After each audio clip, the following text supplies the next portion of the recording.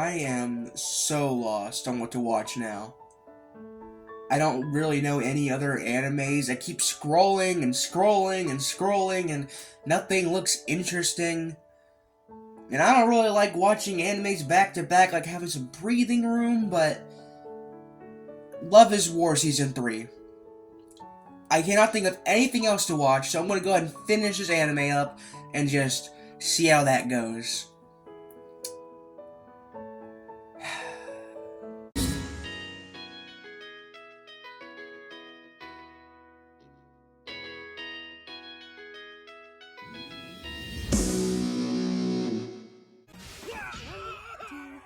Well, that was a good episode, but nothing really happened. You had a bit where Miko had her headphones unplugged without knowing, and it played like some weird ASMR videos like, "You're perfect, you're amazing," and everyone heard it. And then he had a bit where Kaguya was online, the texting app, which apparently is real. Yeah, no, I found out that is an actual app in Japan. Kaguya doesn't know about read receipts, and she learns about them after leaving the president on red for like 3 years or whatever. And they have an arm wrestling competition, and Kaguya's a muscle queen. Yeah, nothing really happened, but it was fun. It was a good time. Other than that, that's about it. Let's hope something good happens. So I'll ask the next question. If you somehow come to hate me, put heads. And then of course put tails if you don't hate me. Talk about heavy. Alright, so a lot more story happens, specifically with Hayasaka. I'm gonna get right into this. We begin with the continuation of Hayasaka trying to flirt with the president. The president gets invited on a group date, didn't really know it was a group date. It was advertised to him as a connecting event where they see people from other schools, just try to get together and, talk. No, it was a group date, and he didn't know that, but he went, and when he found out, he wasn't too happy about that. Kaguya overheard it. She's like, "Hayasaka, you go right now and make sure nothing bad happens there." She's like, "Alright, I don't want to, but whatever." And also, Hayasaka tells the president she puts up many facades, which is important because, hey, a few episodes later, guess what? We get a kind of conclusion to that where the president wants to learn how to rap from Fujiwara, and she hates the idea, but whatever. He learns, and he confronts Hayasaka with the terrible rap, and she gives one back, and then they do like a Bohemian Rhapsody reference. It's cool, but cringy. And then we also get some more stuff about Ishigami and who he likes. So the pink-haired girl from the cheerleading squad, he fell a little bit in love with her, and now there's a whole thing going on there, and he wants to ask her out. Well, not going too well for him, because he doesn't really know how to do it. But yeah, it's great so far. I love the moments in between. I love the, even though the more filler episodes are like, I want to get to the good stuff, they're fun. It lets you connect with the characters more, and I love it for that.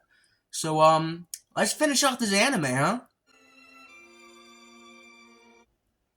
Wow! The first anime I've watched so far to actually tell a complete story. To actually have the characters, date, kiss. No other show had the balls to do it, but they did. To be very short, because there's so much that happens, I just want to talk about the really important... I want to talk about the Kaguya storyline, a little bit about the, Ishigami storyline. Well, the president, to start off, he is moving away for college, to America for college, which is not where they live. They live in Japan. He wants to make sure that their last year in this school goes beautifully. He has a plan to confess to Kaguya to make sure that he doesn't regret anything before he leaves. And he's going to do it during the student festival. Well, festival time arrives, and, a little side story is Ishigami and, pink-haired cheerleader girl. So there is a rumor in the festival that if you give someone a heart-shaped pendant, or anything heart-shaped, you are bound to be lovers forever, or something like that. And Ishigami, not knowing this, gives the pink-haired cheerleader girl, I forget her name, the heart. And he didn't know, but she thinks, oh, it's a confession, which he did like her. So in a way, it kind of worked out for him. But he didn't know that he was asking.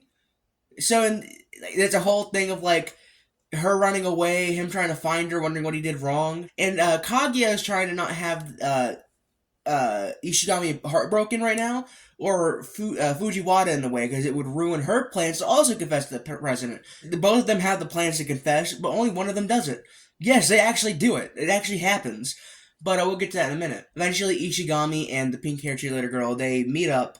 She talks about, how long do I have to give you an answer? And he doesn't know what he's talking about. Before that, they're talking about, like, flowers that spring and bloom, that bloom in spring. And so he's like, oh yeah, we can meet up back during springtime or whatever in a few months. And she was like, a few months? That's a long time. Like, well, yeah, I mean, we can't really help it right now. It doesn't really happen. He doesn't understand what's happening.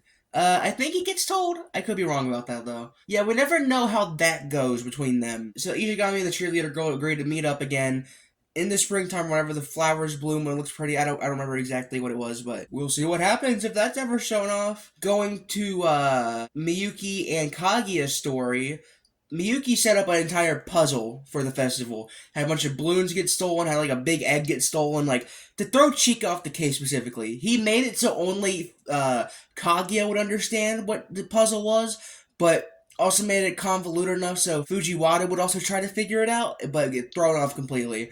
But Kaguya figured it out, like, oh, the rooftop, the time, whatever, whatever, whatever. And so, on the final night, Kaguya goes up to the clock tower to find Shirogane, because she wants to confess to him. She goes up there and finds him. He's in his, like, weird little costume. At that point, he's getting, like, embarrassed, like, oh, God, this is cringy, ain't it? To put a long story short, it ends with them kissing. It actually happens! It's insane! We never see that happen with any other anime we watched so far. Maybe one, but it's been so long since I've started this crap that I forgot.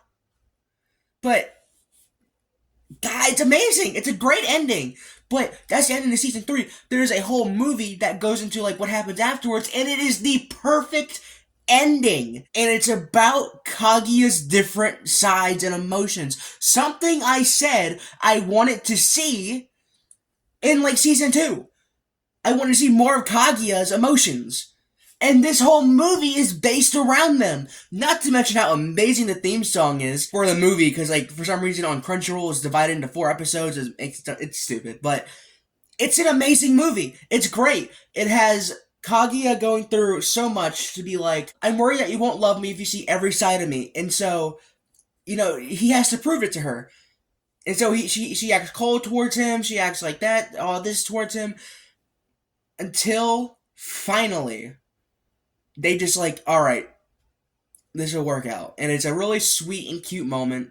And I'm pretty sure it said they're dating now. It's a beautiful ending. It kind of just ties everything together. It's like, yeah, they're dating now. That's their love story. That's done. Amazing show. I'd say watch it. It's worth the watch. It's a fun little thing. But now I've got nothing. Nothing at all.